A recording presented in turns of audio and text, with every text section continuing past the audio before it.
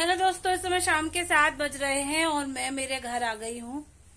बहुत अजीब सा लग रहा है। बहुत मन एकदम विचलित सा हो रहा है। वहाँ मम्मी और पापा बस अकेले हैं। अकेले इसलिए हैं कि प्रीति दीदी और अक्षय जो हैं सीतापुर गए हैं भैया और भाभी से मिलने उनके पास। मैं भी जाती, लेकिन मेरा जो है टिकट हो गया था और मुझे यहाँ भी आना था। मैं पहले से ही वहाँ बहुत दिनों तक रुक ली थी। यहाँ की जिम्मेदारी है, स्कूल भी खुल रहे हैं, इसलिए मुझे आना पड़ा। मैं सुबह आ गई थी और सुबह जो है बहुत ज्यादा बस में थोड़ा थक गए थे। वैसे तो स्लीपर थी, लेकिन क्या हुआ था कि जो वहां से मैं जो मॉनिटर वाले टीवी लेके आई हूँ, जो ट्राइपॉड लेके आई हूँ, वो बॉक्स मैंने नीचे डिग्गी में न रख के अपने पास रख लिया था, तो उससे थोड़ी असुविधा हुई। तो ठीक से सोना करना हो नहीं पाया था। फिर मैंने यहाँ आके जो है नहाया धोया, चाय वगैरह ली और फिर मैं सो गई। उसके बाद फिर 4 बजे करीब, 3:30 पे खाना पीना खाया और उसके बाद फिर अब सब घर का काम पड़ा हुआ है, गंदा पड़ा हुआ है बहुत घर। ऊपर ऊपर से तो बहुत साफ सफाई लग रही है, लेकिन अंदर से बहुत गंदा है। साथियों, जिस गंदगी की मैं बात कर रही हूँ वो तो आपको दिख ही रही होगी। ये मेरा बर्तन का स्टैंड है और इस पे देख रहे होंगे कि कितना पानी जो है जमा हुआ है, कितना गंदा हो रखा है।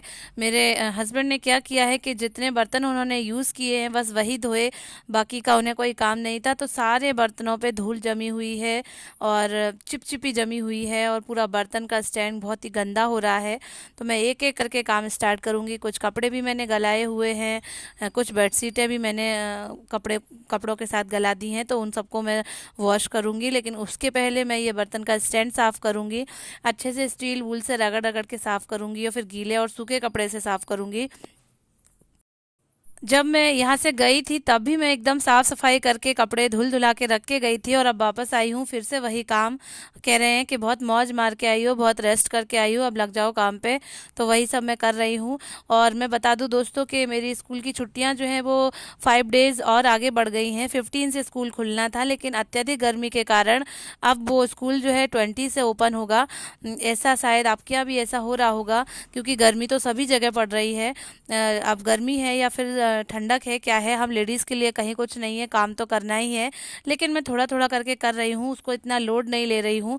अभी मैंने अनपैक भी सामान नहीं किया है, उसको भी मैं धीरे धीरे करती जाऊँगी। मुझे पता है कि अब मुझे 20 से स्कूल जाना है, तो मैं एक एक दिन करके सारा काम निपटाती जाऊँगी। काम चल ही रहा था दोस्तों, इसी बीच मेरी फ्रेंड मुझसे मिलने आ गई। पूरे 1.5 महीने का अंतर है, तो हम दोनों एक दूसरे से मिले नहीं और रहा नहीं गया। एक दूसरे से फ़ोन करा और तुरंत हाजिर मेरी सहेली मेरे घर में। तो मैंने लगाया नाश्ता। मम्मी ने जो भी चीज़ें बांधी थी, मम्मी ने तो क्या कुछ नहीं बांधा था दोस्तों, एक पूरा झोला भर के तो गृहस्थी का सामान ही बांधा है, जो कि मैंने अभी ओपन नहीं किया है, कुछ भी रखा उठा के नहीं है। और ये मैंने प्लेट्स नाश्ते की एक बड़ी सी थाली में ही लगा दी। मैंने कहा कि कहाँ क्या अलग अलग लगाएंगे और क्या उनके साथ मैं फॉर्मेलिटी करूंगी। तो मैंने जो कुछ भी मम्मी ने दिया था, मैं सारा कुछ थोड़ा थोड़ा लगा दिया है। माँ बेटे मिलके खा लेंगे, और मैं किचन में ही अपना काम निपटा रही हूँ धीरे धीरे करके, और बातें भी करती जा रही हूँ। जिस दिन मैं आई थी मैंने उसी दिन दोपहर में खूब सोया, फिर खाना पीना बनाया करा और रात में कुछ करना नहीं पड़ा। तो बस एक दिन की जो थकावट रहती है नाइट की, वो दोपहर में सोने से और थोड़ा सा रात में सोने से ख़त्म हो गई थी। और उसके बाद फिर वही अपना डेली रूटीन। वैसे तो मैंने जैसा बताया है कि हमारी स्लीपर बस थी, तो कहीं कोई प्रॉब्लम नहीं थी, लेकिन जो वो मॉनिटर था उसको लेके आने में, और वो कांच का था, और ट्राइपॉड, रिंग लाइट, उसे लाने में थोड़ी सी असुविधा हुई थी। मैंने अपने ही केबिन में उसको रखा हुआ था, तो लेटने करने में थोड़ी सी दिक्कत हो गई थी, लेकिन ओवरऑल सब सही था। अगर अकेले भी यात्रा करते हैं तो ऐसा कहीं कुछ नहीं होता है, सभी लोग बहुत ही ज़्यादा हेल्पफुल होते हैं। और फिर मेरे हस्बैंड तो मुझे लेने आ ही गए थे। मेरी बस जो है स्टॉप भी नहीं कर पाई थी और उनकी गाड़ी आ गई थी, वो साथ ही साथ बस के चल रहे थे, तो कोई डर की बात भी नहीं है। नाश्ता पानी हो रहा है, स्कूल की बातें चल रही हैं, कैसा क्या रहा 1.5 महीने में, कहाँ घूमने करने गए, कैसा क्या, यही सारी बातें हो रही हैं। लक्ष्य का क्या है कि लक्ष्य नानी के यहाँ से जल्दी उठने की आदत सीख गए हैं, तो लक्ष्य जो है 5:30-6 बजे तक उठ जाते हैं सुबह। तो मैं दोपहर में उनको सुला देती हूँ, क्योंकि अभी तक स्कूल चल नहीं रहे हैं, तो मैंने कहा कि तुम सो जाना। तो 2 बज रहे हैं इस समय, 2 ढाई, तो अब लक्ष्य जग गए हैं। खाना भी नहीं खाया था इन्होंने, अब मैंने इनको खाना लगा के दे दिया है और हम सब लोग बस बातें ही कर रहे हैं। वहाँ की सहेलियों से मिलना करना हो गया है, व्यवहार हो गया है, सारी चीज़ें हो गई हैं।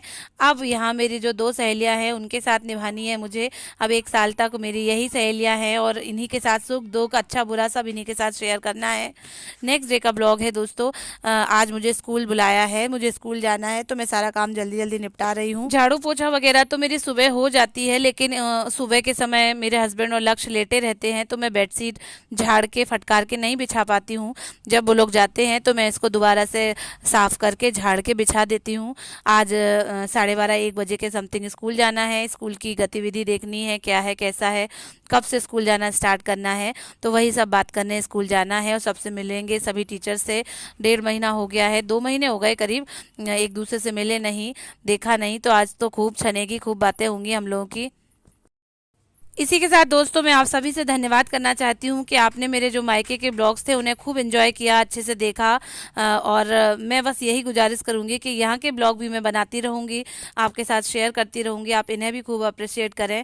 मैं कोशिश करूँगी कि बहुत ही अच्छे ब्लॉग्स रहें और आप उन्हें अच्छे से एंजॉय करके देखें। आपने मेरे मायके के ब्लॉग के साथ तो बहुत ही अच्छे व्यूज़ दिए हैं, बहुत अच्छा कमेंट भी आप लोगों ने करे, तो मैं बहुत अभिभूत हूँ, बहुत गदगद हूँ, तो आप इन्हें भी खूब अच्छे से पसंद करें। इस समय दोस्तों शाम का वक्त है, 5:30-6 बज रहे हैं और मैं क्या कर रही हूँ कि मैंने कुछ कारपेट वगैरह डुबो के रखे थे, टॉवल डुबो के रखी थी, अब मैं उसे धुल रही हूँ। पूरे दिन की धूप में वो डूबे रखे रहे तो उनका मैल वगैरह सारा निकल जाएगा।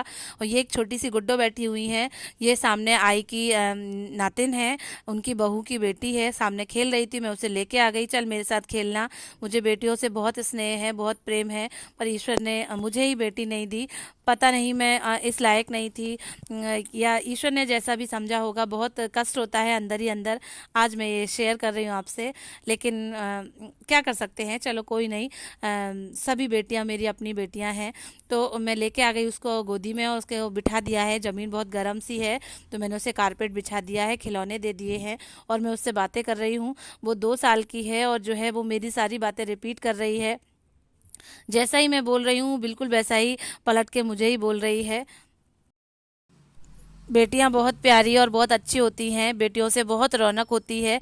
मैंने समृद्धि को क्या है कि टॉयलेट करा दी है, मुंह हाथ धुला दिया है, पूरे मुंह पे चॉकलेट लगी हुई थी तो मैंने साफ़ कर दिया है। अब मैं उसकी चोटी बना रही हूँ, इतनी प्यारी, इतनी सुंदर है, इतनी अच्छी लग रही है मुझे।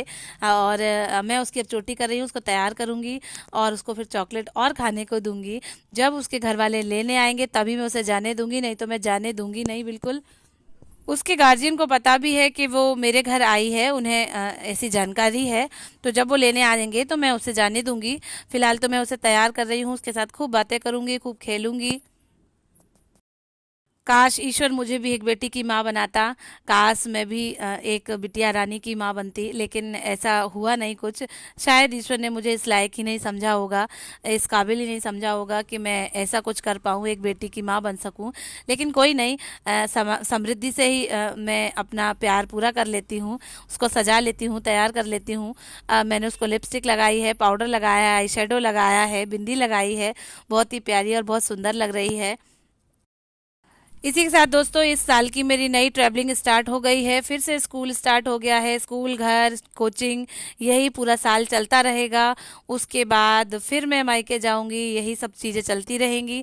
मैं अपने ब्लॉग को यही एंड करती हूँ, इस वादे के साथ कि आप और हमारा रिश्ता यूं ही बना रहेगा। आप मेरे चैनल को लाइक करें, शेयर करें, जो भी नए जुड़े हैं वो सब्सक्राइब करें। आप मेरे परिवार के सदस्य ऐसे ही बने रहें। Thank you.